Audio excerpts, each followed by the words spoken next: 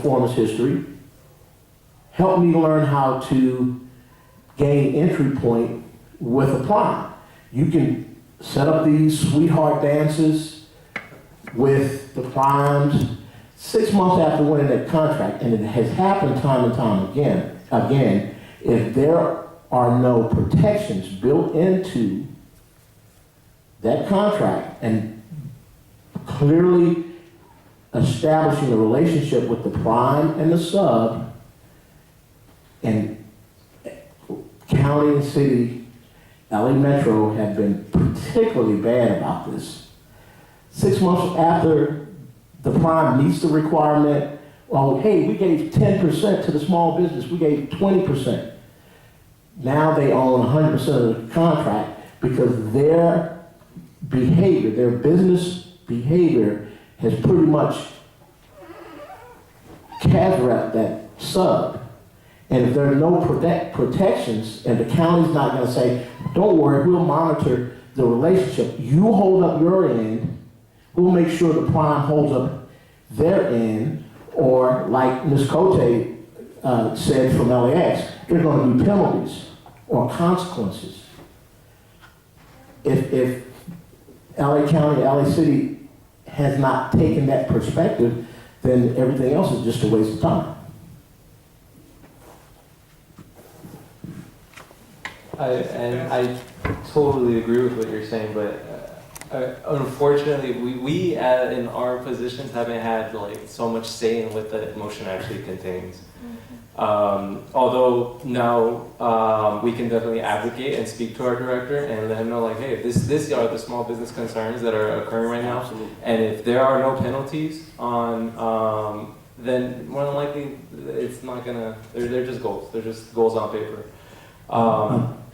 If I can just, a small follow-up, and the gentleman's right, we're not trying to beat up on you guys with these issues, we're just trying to make sure we bring it home. The small point that I want to bring, if you flip back to the next, the chart that you just had, when you talked about researching, go back to now, where you were just at with doing the research and the different points there. The marketing.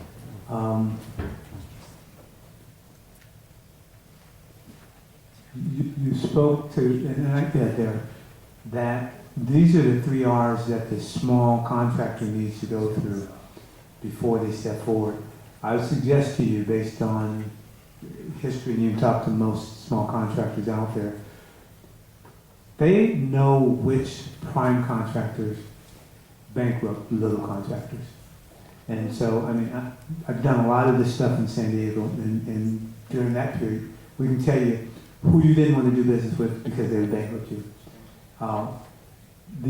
When I look at that, if you could reverse that and look at it from your standpoint, if you guys did your research and determined these prime contractors have a bad rap with these small guys, then what you're doing is, I would say, your fiduciary responsibility, because you being the agency that represents us out there, if we're trusting that you did this, and the people that now we're going to go and try to contract with, you researched them, and you found that if they had contracts in the past, and they had a 10%, and they met it, and their subs are happy, then that's somebody that's on your A list, and so we can sort of go forward and feel like the risk is now, yes, us being ready, because you're ready with giving us contractors. But back in the day, Turners and Clarks and those contractors, the small guys like, dang, they had this this set aside,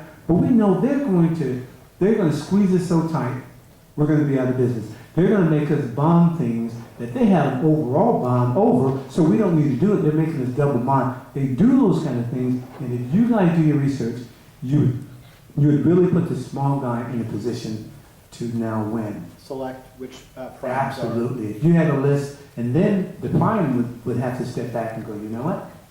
You may not be, that's the key there. Yeah, You're saying you're not on this list, we're not pushing you because you don't have a good record. I like that we're getting feedback on the specific concerns and interests that small businesses have.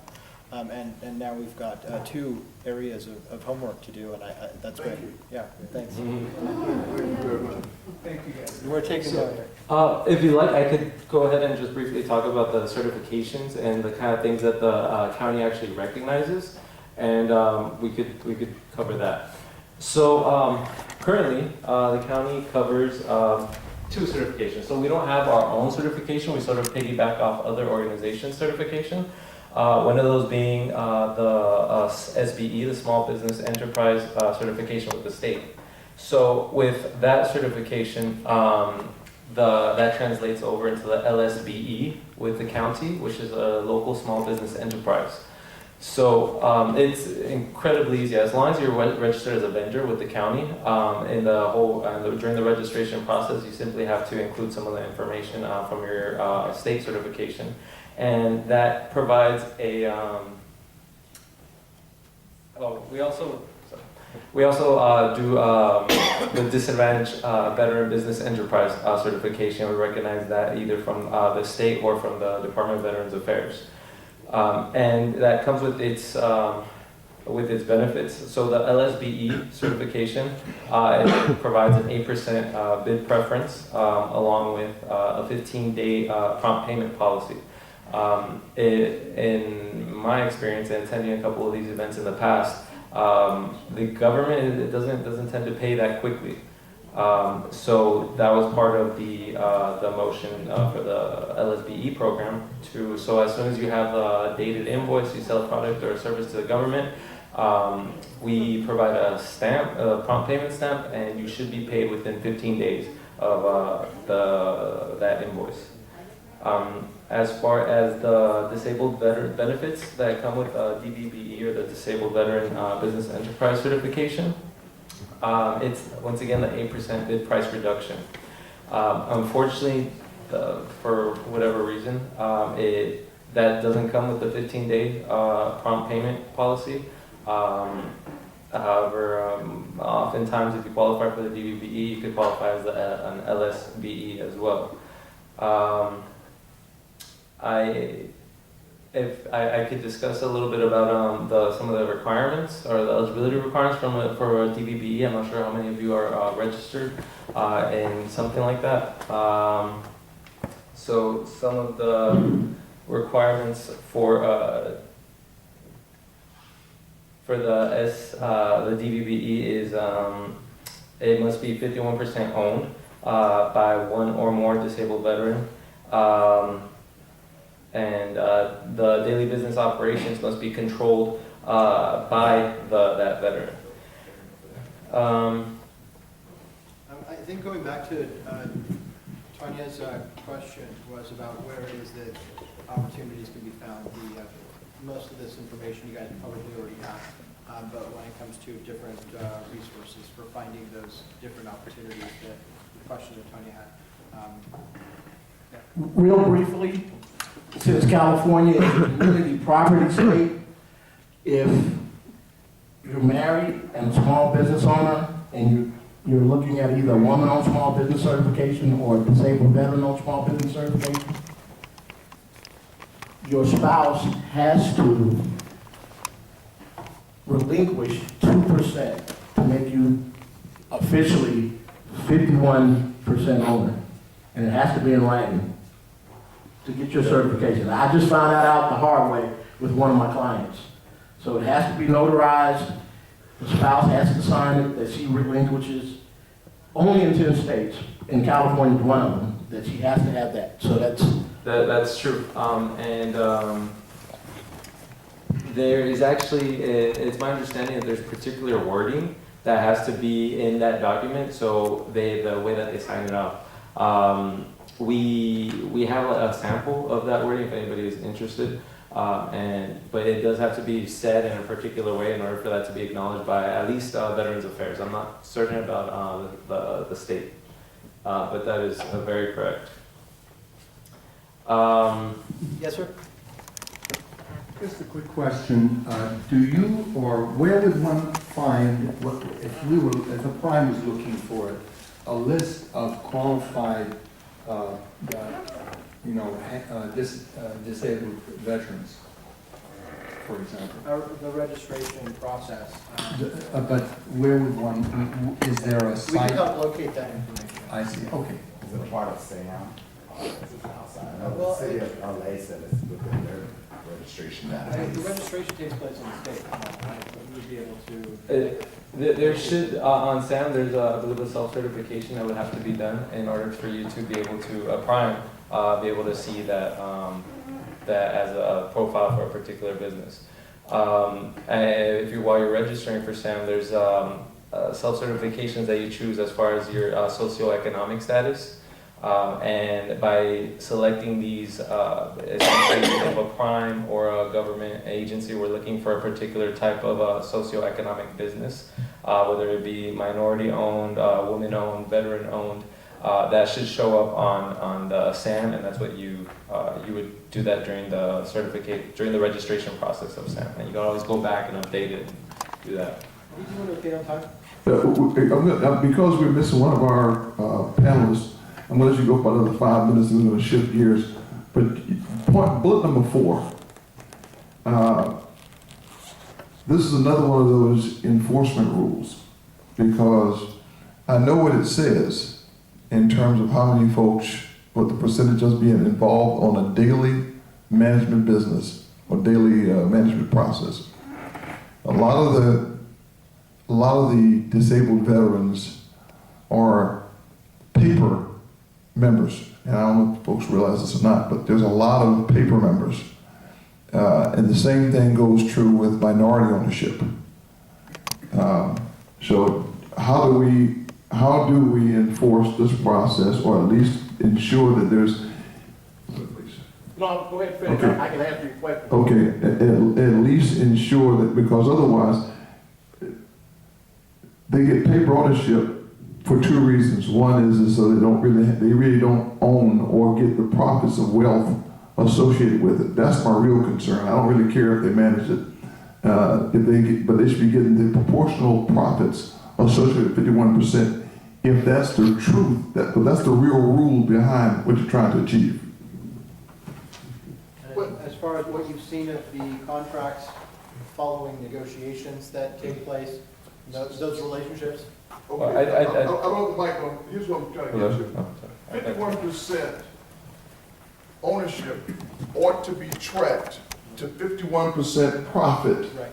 because that's how you really ensure that the association is correct. Otherwise, it's just paper. So, because the real goal of doing this is not so that you have their name on it, is so that veterans will be able to profit on America's wealth. So it ought to be an association with a tax. It ought to be a tax sheet tied to that. They look at the K1s, the K1, I think it's, they look at the K1s. I believe, yeah. And not only that, Joe, but because there are no longer self-certifications because of all the fraud that was committed in the past, the third-party certifications, and you had WBENC for women-owned small business, and now a lot of the agencies, state and federal, demand that you go through a process called CVE, Certification, Verification, and Evaluation, through VetBiz. And what they do is and that's a very extensive process, once you go through that process, they actually send out a representative to your business to ask about your day-to-day operational responsibilities. And that's not necessarily to protect the veteran, that's to protect the system more so. Yeah, because I understand, because you want to be able to ensure on the front end and the back end Yeah. what the spirit of that certification is all about. I'm a lean guy, so as a matter of product, the product is money. The product is money. If you really want to find out where somebody works, if you're going to find out a process works, you go right to the end product. And the end product is 51% of the business. It ought to coincide with 51% of the profits. And I guarantee you those involved will then ensure that person's working to earn it in some fashion. And that's where you get whatever the requisite management comes in. Okay, I'm not gonna beat you anymore, but I hate to say this. If the team can go ahead and let him finish up, and then we'll give you one question at the end, but we're gonna give you about another 3 or 4 minutes. Okay. Well, I mean, you mentioned the CBE. We currently have 2 certified CBE counselors on staff that do assist with the small business trying to gather up the paperwork and making sure the paperwork is correct and helping people register in these systems as the SDBB, SDB, OSB. So there is a verification process involved in that. As far as the daily activities, daily business activities, how that's enforced. Like I said, we end up piggybacking off these other certifications. So we're not necessarily in charge of like the enforcement or any aspect of that, but we do assist with the registration and getting your paper documents together. And also in our experience, the representatives from Veterans Affairs, for example, they've been hesitant to address something like what kind of wording should be on a document if a spouse is going to relinquish a percentage of the business. And they wouldn't necessarily give that to the business because it's kind of a legal matter. But where we could come in is they'll give those answers to us. It's strange, but essentially they'd be giving legal advice, and us as counselors, we are able to get that information. Any other points we were going to cover? I would say. The methods, just bidding as experience is probably. Yeah, I mean, one of the things that a lot of the veteran contract procurement folks will say is that practicing that bidding process is important. Getting the feedback, getting the debrief from the contracting officer gives a chance to this small business who's attempting to contract with government the feedback that they need to be able to find out where they came up short in the response to the proposal. So we wanted to make sure that we let you know that we have PTAC materials on the table outside, so you could give us a call, you could walk into the office, or you can contact us via email, okay? So if we don't know the answer to your question just off the cuff, we'll be sure to do the research and get an answer for you, okay? Yes, sir? Can you repeat the location of the next people? Yeah, it's 1100 Eastern Avenue, Los Angeles, 90063. So that's January 13th. I'll have to double check, but I'm like 95% sure. Any other questions? All right, thank you very much. Mr. Pietro and Mr. Gonzalez, thank you. Was it tougher than you thought? Give these guys a cocktail. Thank you these are very serious people. It's all with good intentions, and thank you for enduring it. Is that the word? Happy hour starts about 10 minutes ago. Well, I said earlier that even though he didn't bring business cards, he's going to be here all day participating, and I wasn't lying. General Arnold Gordon Bray is now going to lead a panel discussion on military. What's the name of this discussion? It's the Innovative Military Leadership Forum, and I'll let the General introduce the other participants in this panel.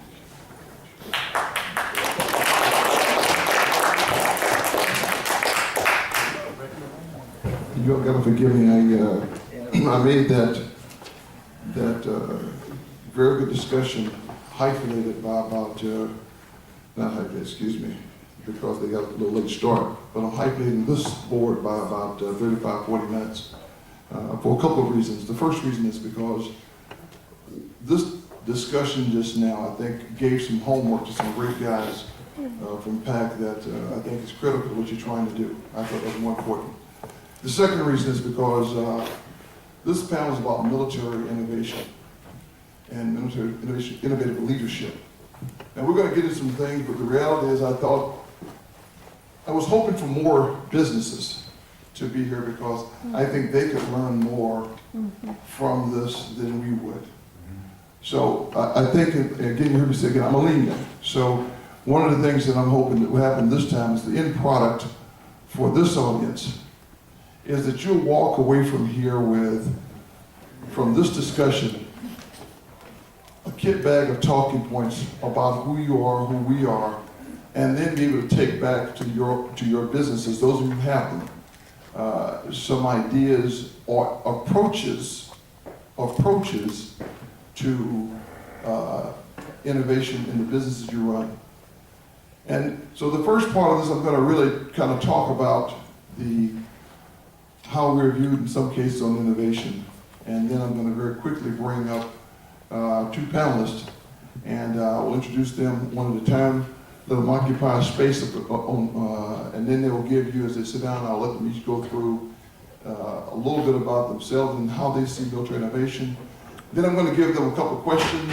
Then we'll open the floor to you guys so that you all can then ask the questions that you have, and we'll go from there. Any questions? Well, first of all, I did a little research to make sure we're prepped. And I listened to Forbes magazine and the Berlin School, and they talk about military leadership. There is a belief that, you know, we are hierarchical, paternalistic, and that this is what creative leaders say about who we are. There is a lack of open-ended collaboration and reliance upon formal rather than informal authority.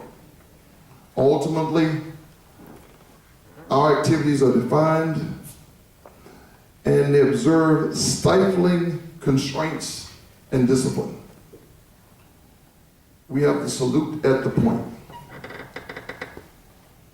Now, a lot of this thinking is historical, and it goes to military leadership as viewed from a distance.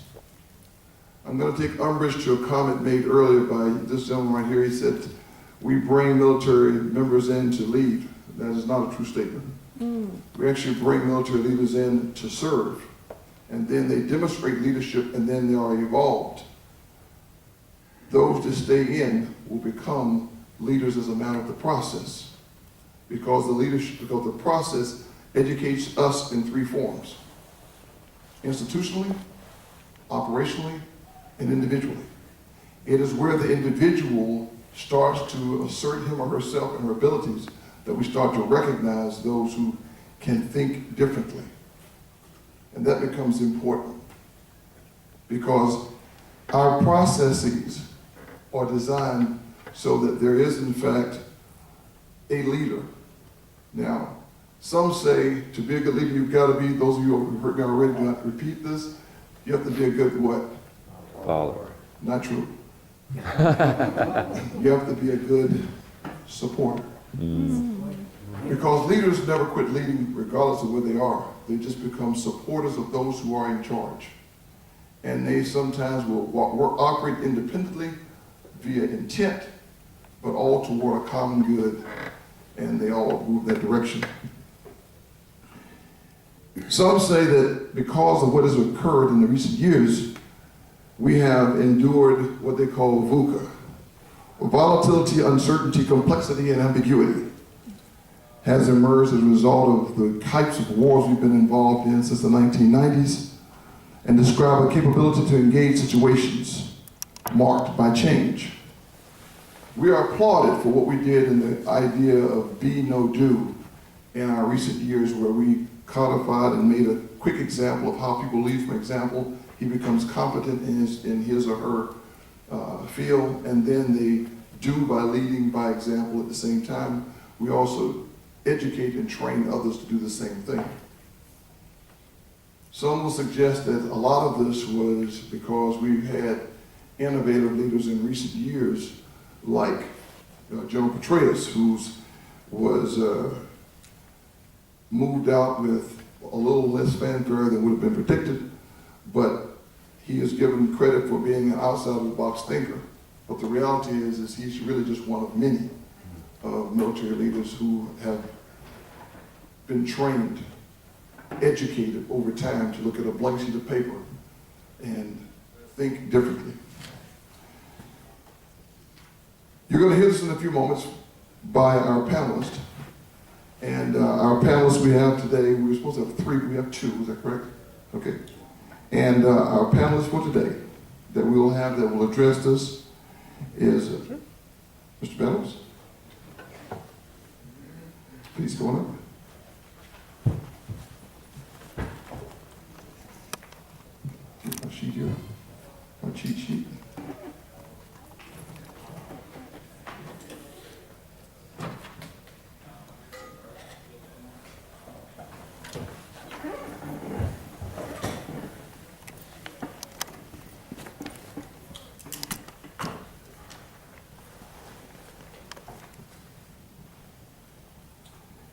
And let's see here.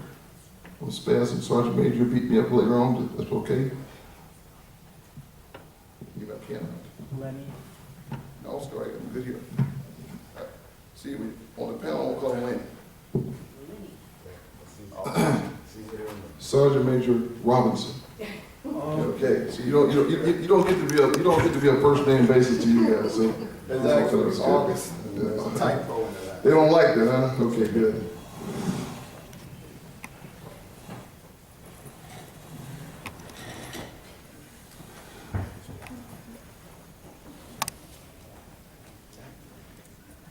Now, what I'd like to do here is, Mr. Jim Beddoes is from digital data management, and I'd like you to go ahead and first of all tell a little bit about yourself, and then how you define military leadership and innovation very briefly. And then when you finish, Sergeant Major, you can do the same thing, and then I'm going to ask each of you a question based upon your approach and what you've seen based upon the time period that you have transitioned from military service, and then we'll take it to the field.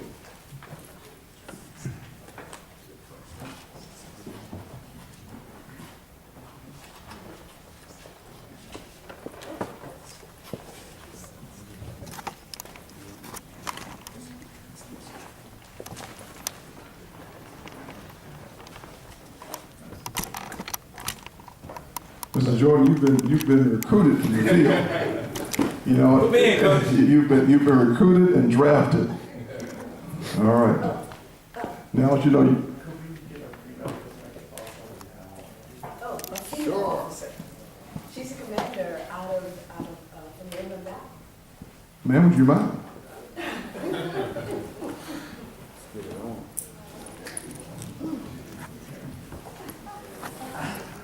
Now, now that you're being drafted, I'm going to ask you your name. Yolanda Davis Smith. I had the first name earlier, but now Yolanda David Smith. Okay, I'm going to pass the mic.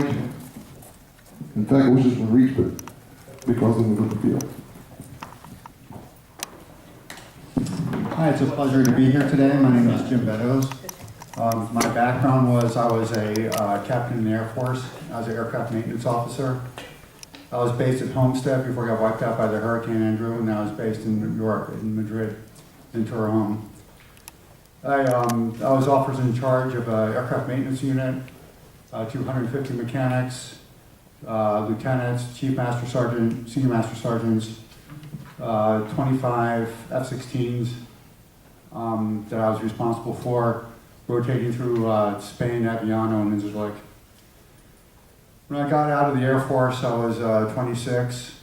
I probably had the operational experience that a 40 or 45-year-old would have had. And that really is a hallmark of people coming out of the military, from my perspective, is operational excellence and the ability to get stuff done. But that's what I did then. From the Air Force, I went to work for General Electric. From General Electric, I was involved in a small team where we're sourcing around the world from vendors around Asia and doing M&A. And then I started going across verticals, different industries, and I think the Air Force prepared me well for that, to just approach different problems from different perspectives. So I then went from General Electric to Kentucky Fried Chicken was owned by Pepsi at the time. I was sent out to Hong Kong. There were 4 restaurants in China, 2 in India. We built it out to 4,000 in China and 2,000 in India. Again, it was operationally focused, building out teams. And then I went to work for Disney in Tokyo. Got involved with technology there and launched the first mobile services for Disney in 1997. That became a $100 million business. Disney brought me to LA in 2000. I went to work for Fox and did the same